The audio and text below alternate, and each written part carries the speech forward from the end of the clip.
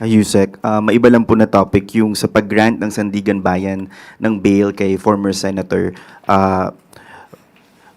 Revilla. Some groups have expressed their disappointment by the decision, kabilang po yung grupong Spark na sinabi po nila it showed the failure of the Ombudsman to convince both the public and the courts of the strength of their anti-corruption cases.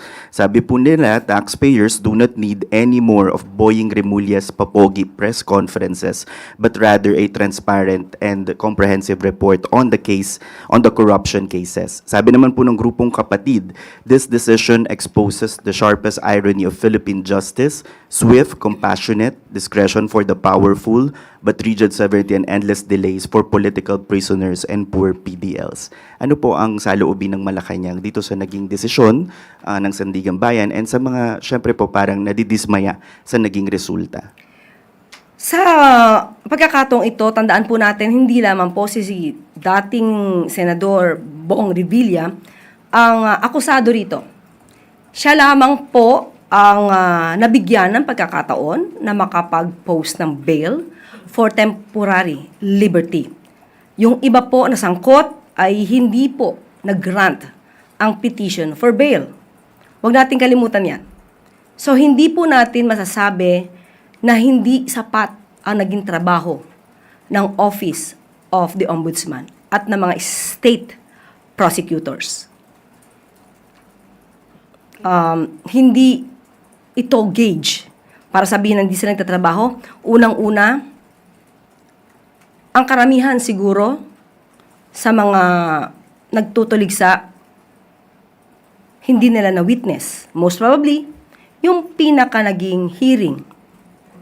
Sa lahat ng pagkakataon ng hearing, hindi natin masasabing nandoon sila. So, kung may kakulangan, hindi pa po dito nagtatapos. Dahil petition for bail pa lang po ito. Maaaring nagkaroon ng edge, pero ayon naman sa Office of the Ombudsman, ay may matibay silang mga ebidensya. So, hayaan na lang po natin ang state prosecutors na gampanan ang kanilang trabaho. Isang maikli na lang po na follow-up. Siguro sa mata ng publiko, ma'am, paano po i-assure ng Malacanang na there was no special treatment? Because in our previous briefings, ang lagi po nating ina-example nga is, ang unang nasampahan ng kaso ay kaalyado mismo ni Pangulong Marcos, which is former Senator Revilla. Pero at this point, siya po yung nabigyan ng piyansa or ng pagkakataong magpiyansa. Baka lang po maging iba yung pagtingin ng publiko. Ano po ang pagtitiyak dito ng Malacanang when it comes to corruption cases? Give me the concrete question. What do you mean, maiiba ang pagtingin ng tao? In what way? Baka lang po sabihin may selective justice na naman po. Selective justice dahil napakawalan siya or nagkaroon ng temporary liberty. Bilang siya po ay kaalyado din ng Pangulo as compared to others na hindi pa po nabibigyan ng ganitong desisyon o pagkakataon. Okay. Unang-una, ang pagdedesisyon po yan, hindi po hawak ng Pangulo ang judiciary. Alam natin na may separation of powers.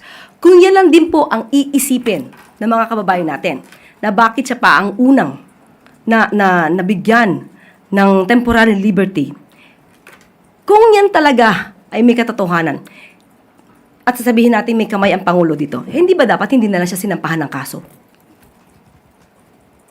Pero siya yung nauna sinampahan ng kaso. So, walang logic. It doesn't follow na siya ang unang pakakawalan dahil kaalyado. E di dapat hindi na lang sinampahan ng kaso.